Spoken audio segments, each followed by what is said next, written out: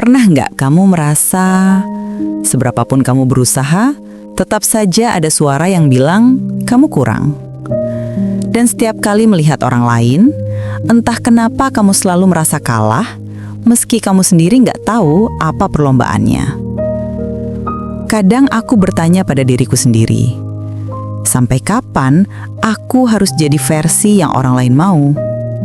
Dunia seolah menaruh cermin di depanku setiap hari, dan dari cermin itu, yang terlihat bukan aku, tapi bayangan seseorang yang harus lebih cantik, lebih pintar, lebih kuat, lebih sukses, lebih segalanya. Ada malam-malam ketika aku memandang langit dan merasa kecil.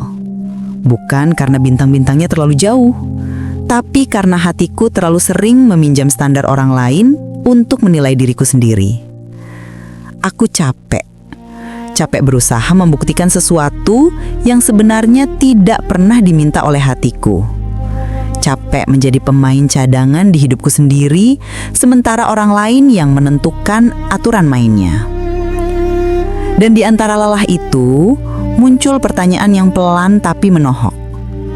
Kalau aku selalu merasa kurang, kapan aku bisa merasa cukup? Aku mulai sadar, rasa rendah diri tidak muncul tiba-tiba. Ia tumbuh dari komentar-komentar kecil yang tak sengaja menyakiti, dari perbandingan yang terlihat sepele, dari pernah disisihkan, dari pernah diremehkan. Dan tanpa sadar, aku membawa semuanya seperti batu di punggungku. Suatu hari, aku duduk sendirian, mendengarkan nafasku sendiri. Saat itulah aku menyadari sesuatu yang sederhana tapi selama ini terkubur. Suara hatiku ternyata lebih lembut dari suara dunia, tapi aku jarang memberinya kesempatan untuk bicara. Hatiku bilang, kamu tidak harus menjadi yang terbaik untuk layak bahagia. Kamu tidak harus sempurna untuk layak dicintai. Kamu bukan kekurangan, kamu proses. Dan untuk pertama kalinya, aku percaya. Aku melihat diriku bukan sebagai seseorang yang kalah dalam kompetisi tak berujung, tapi seseorang yang sedang tumbuh, yang sedang belajar, yang sedang kembali pulang ke dirinya sendiri. Sejak saat itu, aku mulai memilih untuk berdamai. Bukan menyerah, tapi berhenti menyiksa diriku sendiri. Aku belajar bahwa mencintai diri sendiri bukan tentang merasa hebat setiap saat, tapi tentang berani berkata, aku berharga meski aku belum sempurna. Bahwa menerima kekurangan bukan berarti berhenti berkembang, tapi menghargai perjalanan yang sedang aku jalani.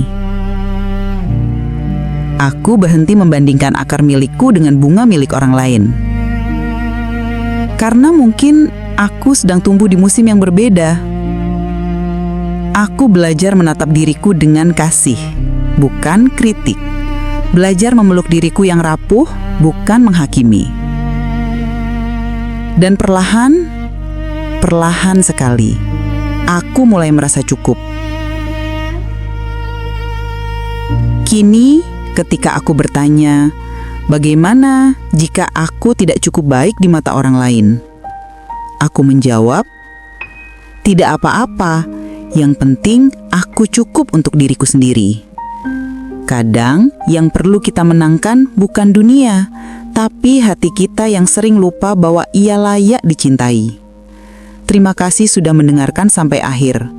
Jika monolog ini menyentuh sesuatu dalam diri kamu, tarik nafas sebentar. Kamu aman di sini. Kamu cukup. Kamu layak. Klik subscribe. Nyalakan lonceng dan bagikan video ini untuk siapapun yang mungkin sedang merasa kurang. Sampai ketemu di monolog berikutnya, di kanal Cermin, tempat kita belajar melihat diri sendiri, lebih jujur, lebih lembut.